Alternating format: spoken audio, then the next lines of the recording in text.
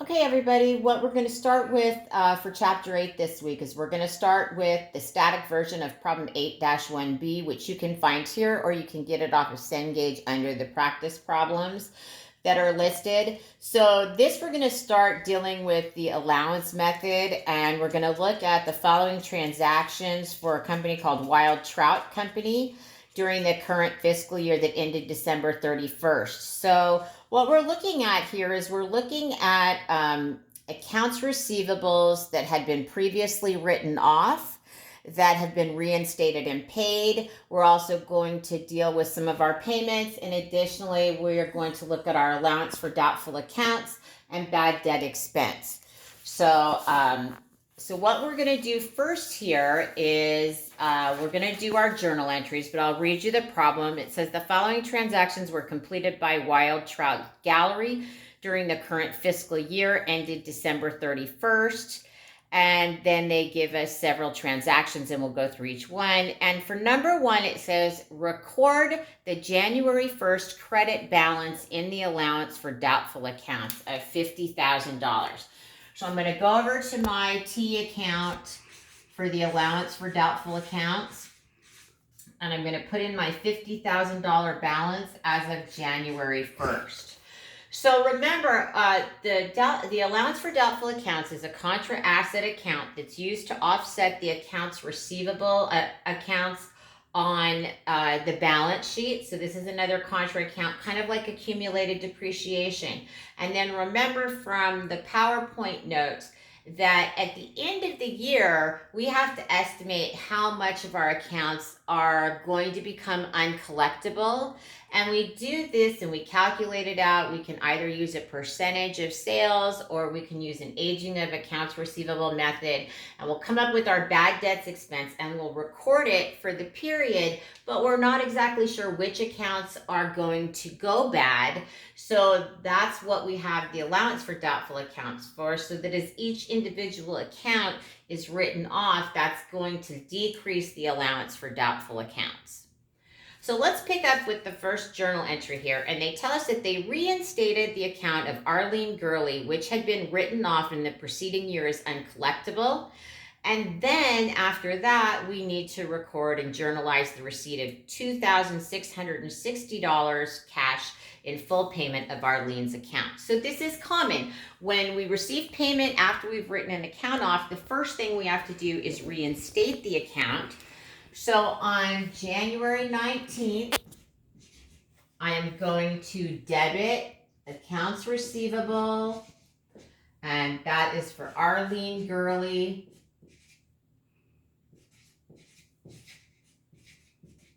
So remember here that this is the subsidiary account for Arlene Gurley, and all the total of all the subsidiary accounts gives us the total for accounts receivable that we'll report on the balance sheet. So that's $2,660. At the time that we wrote this account off originally, we debited the allowance for doubtful accounts. Since we're reinstating it, we need to increase the allowance account again, so it's there for an account that actually does go bad. So we're going to credit or increase the allowance, and I'm going to put for doubtful, hopefully I get it all on here, doubtful accounts for $2,660. So part two, what they also want us to do is they want us to post the impact of each of our transactions to both the allowance for doubtful accounts or the bad debts expense. So we can see that I had a credit to the allowance for doubtful accounts on 1/19. So I'm going to credit the allowance count $2,660 on 1/19. And our problem this time doesn't have that post-ref column. So I'm just going to give it a little check mark here. Okay, so that's the first thing. Now we've reinstated the account. Now we need to record that Arlene Gurley actually paid. So what we're going to do here is we're going to debit cash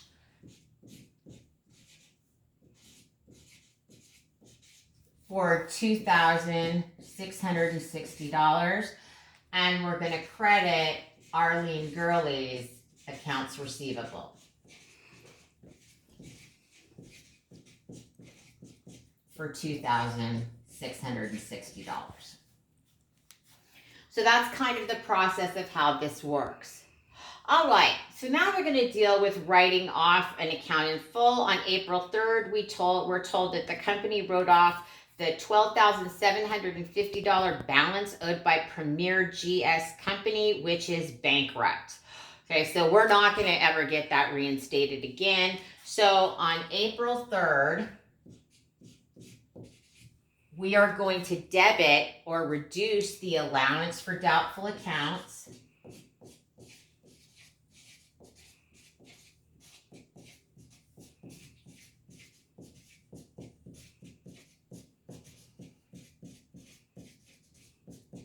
for the full amount of the account of $12,750, and we're going to credit the customer's accounts receivable, and that is Premier GS Company.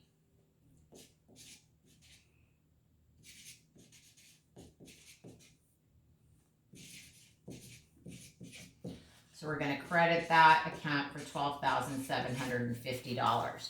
So I'm going to, so we can do this all simultaneously. On the 3rd, I am going to decrease the allowance for doubtful accounts with a debit of $12,750. So that's how we write off an account. The text discusses the direct write-off method, which is not allowed by GAAP, but it's kind of what we would do if we were cash basis accounting. All right, so that's the first 2 journal entries. The next one we have is on July 16th, and it says here that we received 25% of the $22,000 balance owed by Hayden Company, a bankrupt business, and wrote off the remainder as uncollectible. So this journal entry, we're going to have 3 parts. So on 7/16, I am going to debit cash for 25% of $22,000, the amount of the customer's account. So, and that amount comes to $5,500. So I'm going to debit cash for $5,500. I'm going to debit the allowance for doubtful accounts for the remaining 75%. So here I've got allowance for doubtful accounts.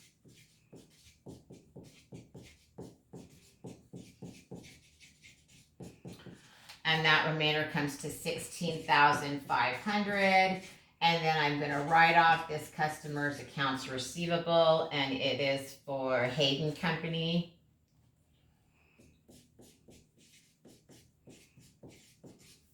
For the full $22,000. You'll often see this happen in a bankruptcy because remember we've talked about how creditors get paid first over stockholders, but a lot of times once liquidation of the company's assets have taken place, the creditors only get, pennies on the dollar. Here they're getting 25 cents for each dollar that they were owed.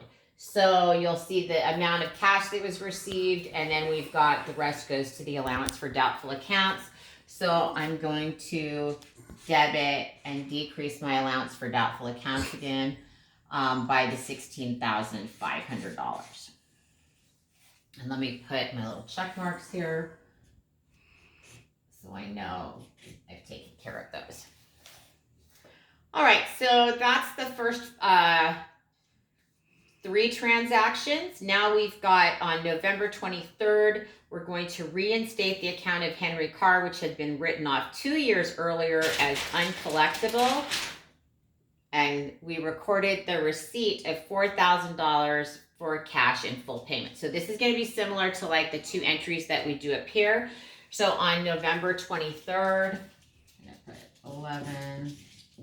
11/23 here. So the first thing we're going to do is reinstate Harry Carr's account. So that is $4,000. So I'm going to debit accounts receivable, Harry Carr, for $4,000. And because the account really didn't go bad, I'm going to increase the allowance for doubtful accounts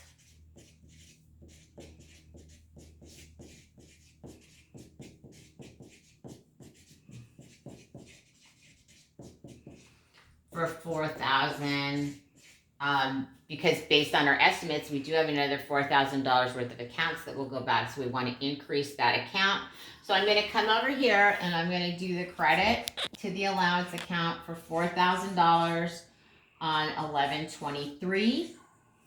I'm going to put my check mark there. And then also on 11/23, we're going to record the cash payment from Harry Carr of $4,000. And I'm going to credit the accounts receivable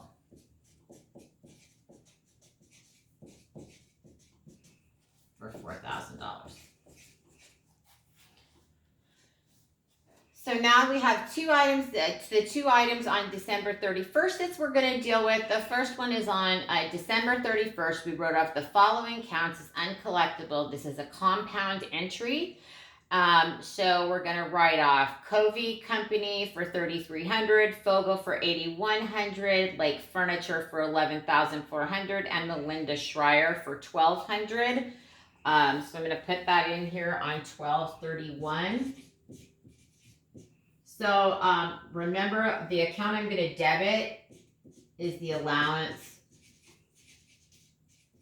for doubtful accounts. Now remember, a compound entry is just letting us do it for all four of these uncollectible accounts rather than doing one for each account, and that's fine. So we're going to have accounts receivable credit for KV Company, CAVEY Company, and we're going to credit that account for $3,300. I'm going to write off the account for Fogel, so accounts receivable to FOGLE Company, and that is $8,100. I'm going to credit that account for. I've got the accounts receivable for Lake Furniture.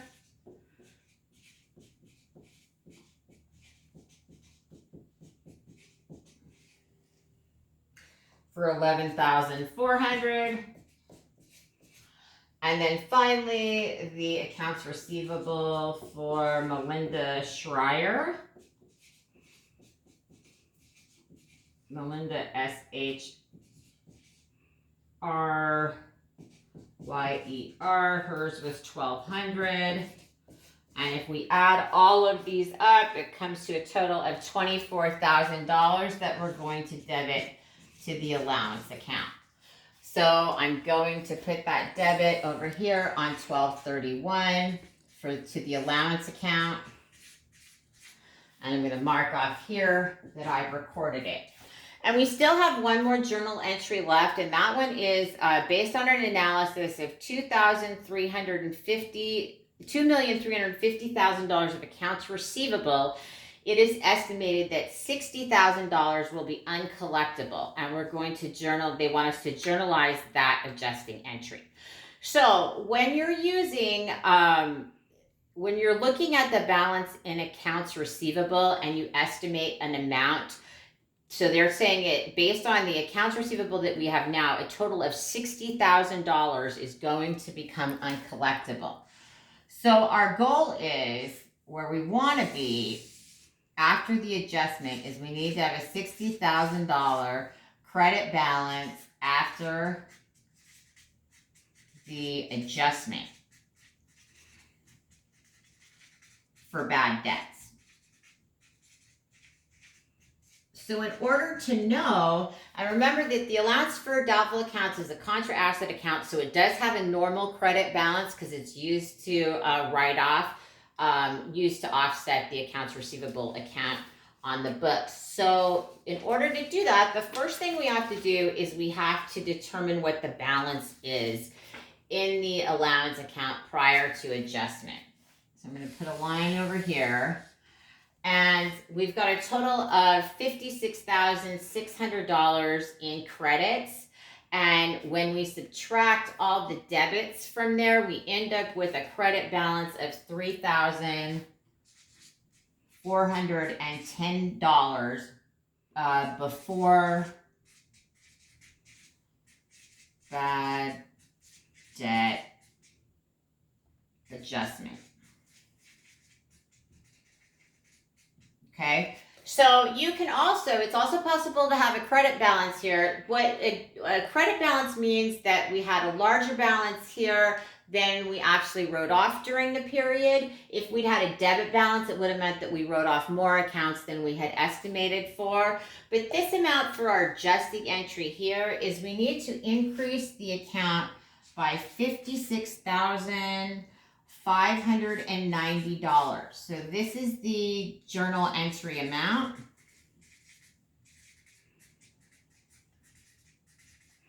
And when we make that journal entry, we're going to debit bad debts expense. So we're going to recognize that in the current period. So I'm going to go back over here. I'm going to do our last journal entry. So on 12/31, I'm going to debit bad debts expense. And that's going to go on my income statement for the current year of $56,590, and I'm going to credit the allowance for doubtful accounts.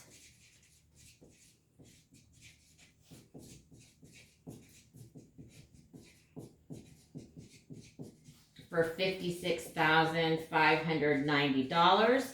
You can see I've already posted it here, so I've got a balance now in my allowance for doubtful accounts of $60,000, and I have a balance of debit balance and bad debts expense for $56,590. So that's the first two requirements. The third requirement says determine the expected net realizable value of the accounts receivable as of December 31st. So when we're looking at net realizable value, so net realizable value is the amount that we actually expect to collect from our customers. So that's going to be total accounts receivable, or the balance, minus the allowance for doubtful accounts.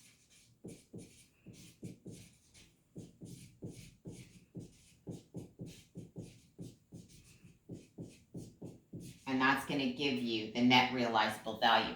So the problem tells us, and this is for number 3, they tell us that the problem's already told us that we have, at the beginning, that we have accounts receivable of $2,350,000. And we've already calculated out that we have a balance in the allowance for doubtful accounts. So I'm going to put, I'm going to do allow for doubt. Sorry. So we've got 60,000. So the net realizable value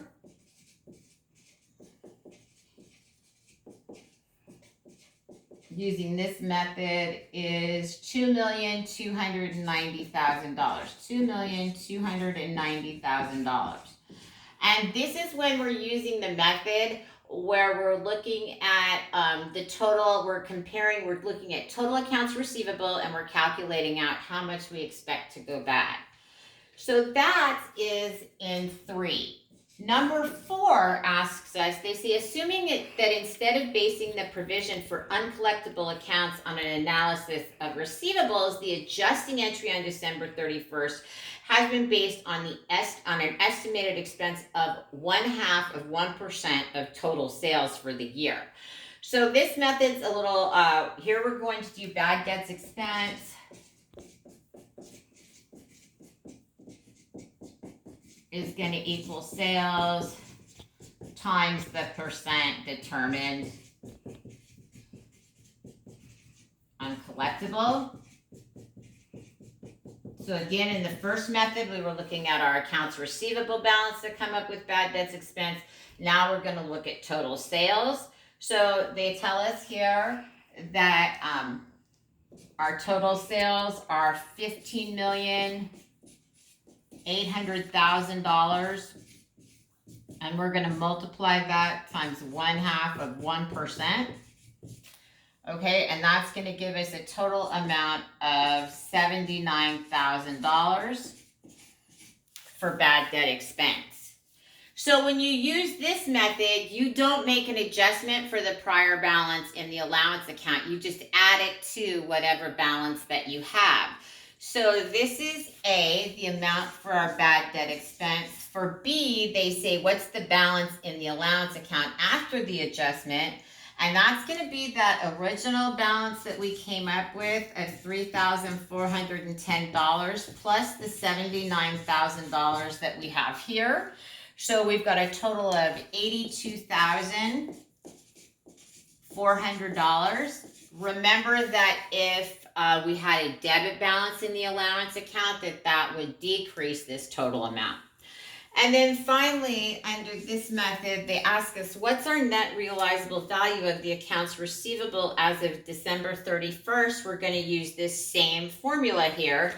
It's going to be $2,267,560, which is our total accounts. It's the accounts receivable balance of $2,350,000.